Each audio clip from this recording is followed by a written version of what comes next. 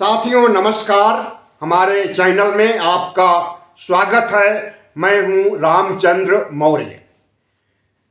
6 नवंबर को पहला चरण और 11 नवंबर को दूसरा चरण मतदान का खत्म हो गया। पहले चरण में 65% से अधिक वोट पड़े और दूसरे चरण में शाम 5 बजे तक 68% वोट पड़े और उम्मीद है कि यह बढ़ करके रात 10-12 बजे तक, जब तक वोटिंग हुई हो, बढ़ करके यह आंकड़ा 69 या 70% तक पहुंच जाएगा। लेकिन बिहार के चुनाव को इस बार ऐतिहासिक चुनाव माना जा रहा है। आज़ादी के बाद से अब तक इतनी प्रचंड वोटिंग कभी नहीं हुई। 1990 में सबसे ज़्यादा 62% वोटिंग हुई थी। सिर्फ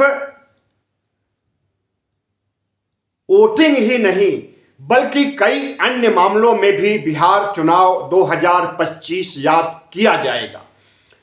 जातिवाद के आधार पर बिहार में वोट पड़ते रहे हैं हमेशा, चाहे लोकसभा चुनाव हो या विधानसभा चुनाव या स्थानीय चुनाव।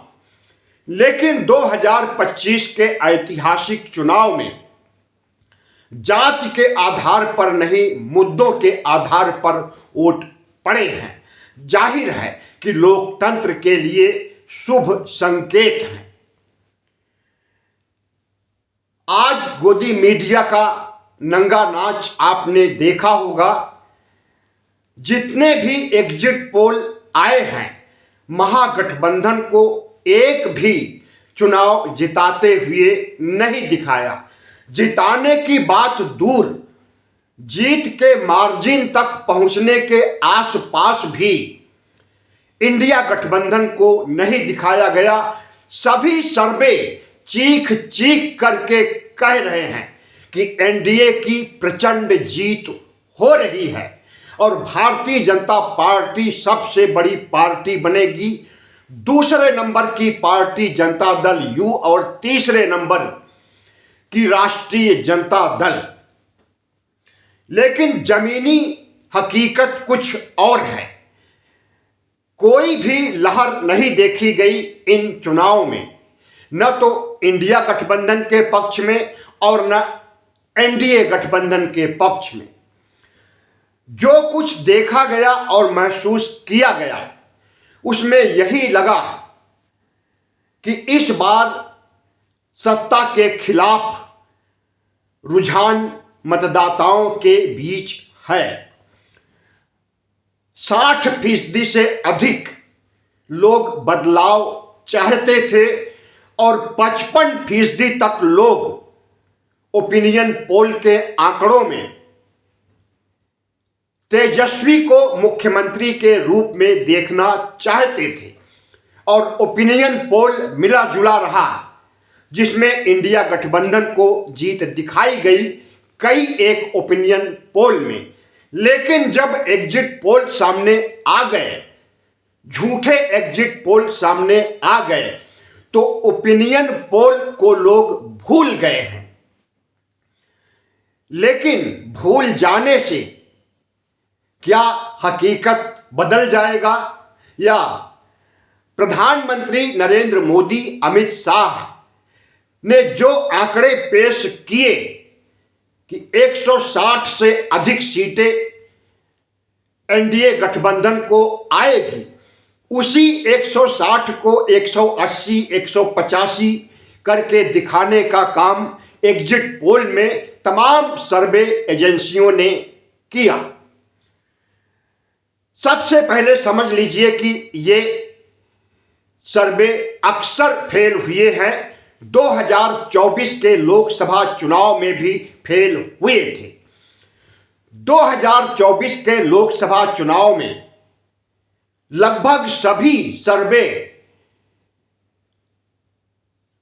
एनडीए गठबंधन को 400 पार या 300 पार दिखा रहे थे और हकीकत क्या सामने आई कि 240 पर भारतीय जनता पार्टी अटक गई और किसी तरह से बैसाखियों की सरकार बनी। और अंत में 4 जून को जब रिजल्ट आया तो उस दिन कई सर्वे करने वाले प्रमुख तमाम चैनलों पर रोते हुए, माफी मांगते हुए, गिड़गिड़ाते हुए नजर आए थे। तो 2024 के लोकसभा चुनाव में जिस तरह के परिणाम आए थे, 400 पार और 300 पार का नैरेटिव फेल हो गया था, वही इस 2025 के विधानसभा चुनाव में होने जा रहा है। और ये सभी सर्वे करने वाली एजेंसियों के लोग 14 नवंबर को माफी मांगेंगे, गिड़गिड़ाएंगे। अब हम बताते हैं कि हकीकत क्या है और जीत किसकी होने वाली है। सबसे पहले हमें देखना चाहिए कि इन सर्वे एजेंसियों को पैसा कहां से मिलता है, इनकी फंडिंग कौन करता है। इनकी फंडिंग छुपे तौर पर पार्टियां करती हैं। भारतीय जनता पार्टी ने इन सबको की फंडिंग की है, लेकिन डायरेक्ट नहीं, इनडायरेक्ट भारतीय जनता पार्टी ने तमाम चैनलों को, मीडिया हाउस को पैसे दिए और वही पैसा उठा करके टीवी चैनलों के मालिकों ने सर्वे करने वाली एजेंसियों को दिया और इन्होंने सर्वे एनडीए के पक्ष में दिखाया। जिसका नमक खाएंगे उसी का काम करेंगे, इस कहावत को चरितार्थ किया। राहुल गांधी ने 5 नवंबर को ही कह दिया था कि चुनाव आयोग जो कुछ हरियाणा में, महाराष्ट्र में, दिल्ली में किया है उसकी पुनरावृत्ति बिहार चुनाव में भी करेगा। और हम बिहार चुनाव में अगर करेगा पुनरावृत्ति तो उसका भी भंडाफोड़ करेंगे। लगता है कि राहुल गांधी का 5 नवंबर का बयान, जिस दिन उन्होंने हाइड्रोजन बम फोड़ा था, उस दिन का बयान सार्थक और सही साबित होने वाला है। और क्या राहुल गांधी चुनाव आयोग की धांधली को, चुनाव आयोग की वोट चोरी को बिहार चुनाव में भी बारीकी से पकड़ करके जग जाहिर कर सकते हैं? बिल्कुल कर सकते हैं। समय लग सकता है, 3 महीने, 4 महीने, 6 महीने का समय लगेगा, लेकिन राहुल गांधी ऐसे जीवट इंसान हैं कि वह जरूर सच्चाई को सामने लाएंगे और चुनाव आयोग को, भारतीय जनता पार्टी को फिर से नंगा करने का काम करेंगे। बिहार चुनाव में जो वोटिंग हुई है बड़े पैमाने पर, किसी को ऐसी उम्मीद नहीं थी। प्रचंड वोटिंग कहा जा सकता है और इस वोटिंग से यही आभास मिलता है कि जब एंटी इनकम्बेंसी होती है, वर्तमान सरकार, मौजूदा सरकार से लोग नाराज होते हैं तो बदलाव चाहते हैं। और जब बदलाव चाहते हैं तो हर कोई घर से निकल करके बटन दबाने के लिए आगे बढ़ते हैं। तो माना यही जा सकता है कि बम्पर वोटिंग होने की वजह एंटी इनकम्बेंसी और बदलाव, और जब इस वजह से बम्पर वोटिंग हुई है तो जितने भी सर्वे हैं इन्हें हम खारिज करते हैं और इनके झूठ का खुलासा 14 नवंबर को उस समय हो जाएगा जब ईवीएम खुलेंगे, मतगणना होगी, तब यह गिड़गिड़ा करके माफी मांगना चाहेंगे। आपको मालूम होना चाहिए कि जो 2 बड़े सर्वे हैं, CSDS और सी वोटर, उन्होंने एग्जिट पोल नहीं किया है, और अगर किया भी है तो हो सकता है कि 13 या 12 या 13 नवंबर को अपनी रिपोर्ट जारी करें तमाम चैनलों को। CSDS और सी वोटर विश्वसनीय माना जाता है और इसकी फंडिंग डायरेक्ट सरकार करती है करोड़ों की। हमें लगता है कि अगर सी वोटर और CSDS की रिपोर्ट आएगी तो इसमें इंडिया गठबंधन और NDA गठबंधन के बीच की टक्कर को सही रूप से चित्रित किया जाएगा।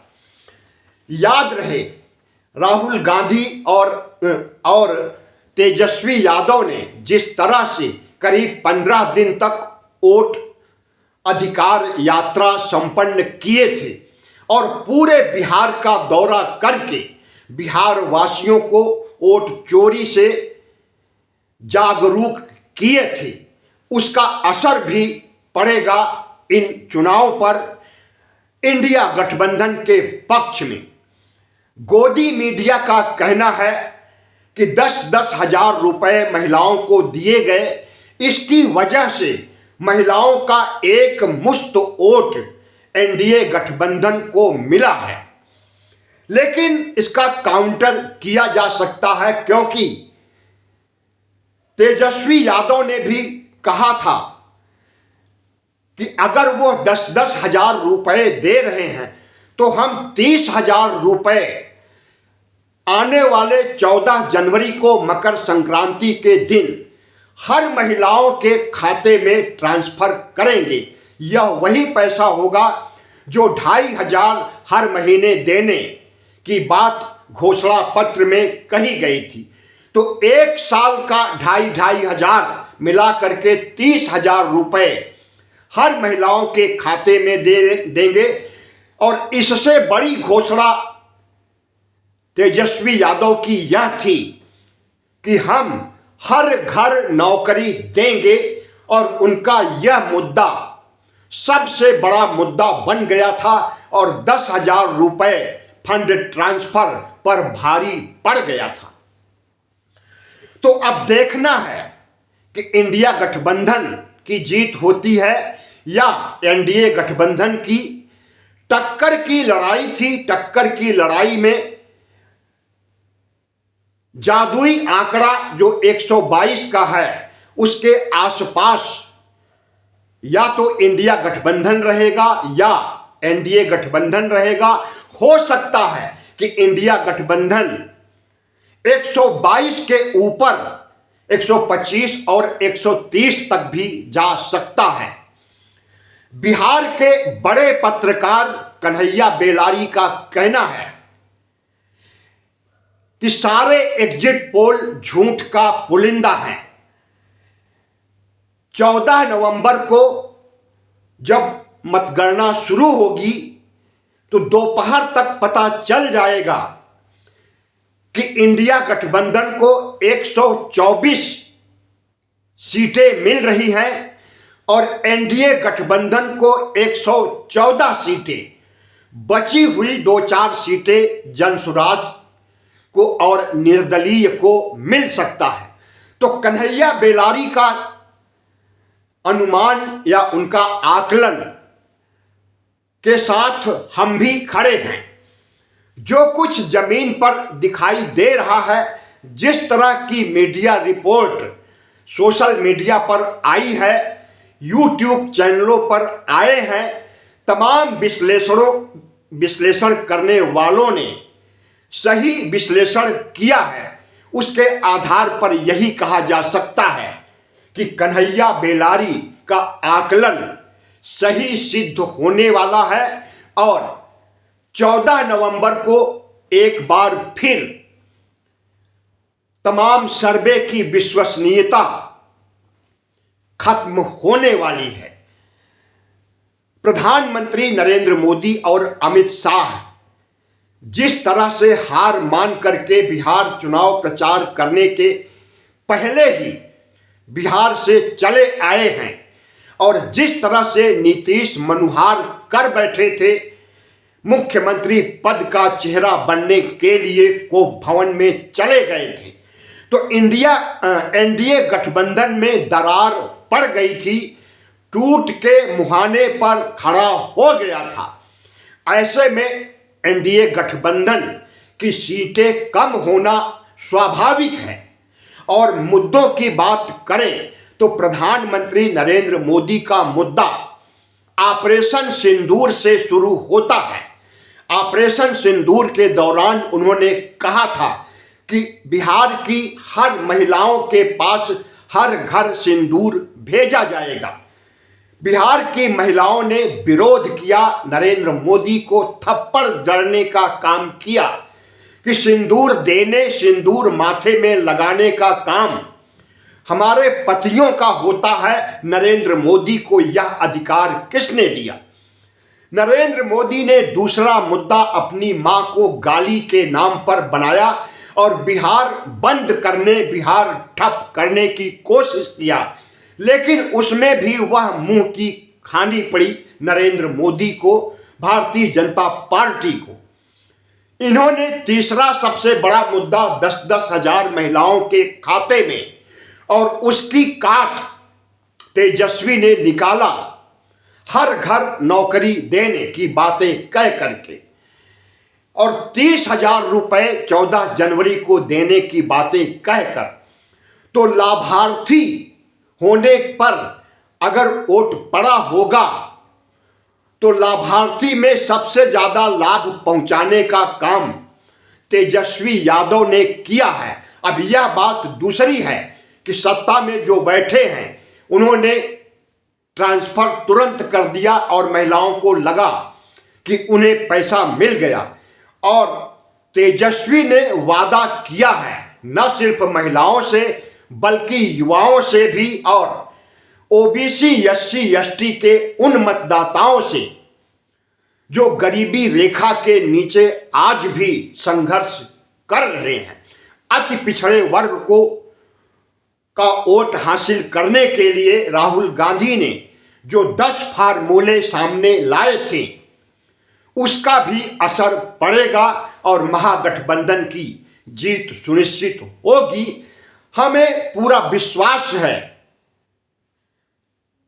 लेकिन एक बात और है कि अगर चुनाव आयोग खेला किया होगा, जैसा कि हरियाणा में सारे सर्वे जिता रहे थे कांग्रेस को, महाराष्ट्र में सारे सर्वे जिता रहे थे कांग्रेस को, और दिल्ली में जिस तरह का खेला किया चुनाव आयोग ने, अगर उस तरह का खेला करने में कामयाब हो गया होगा तो निश्चित रूप से एनडीए गठबंधन की जीत होगी।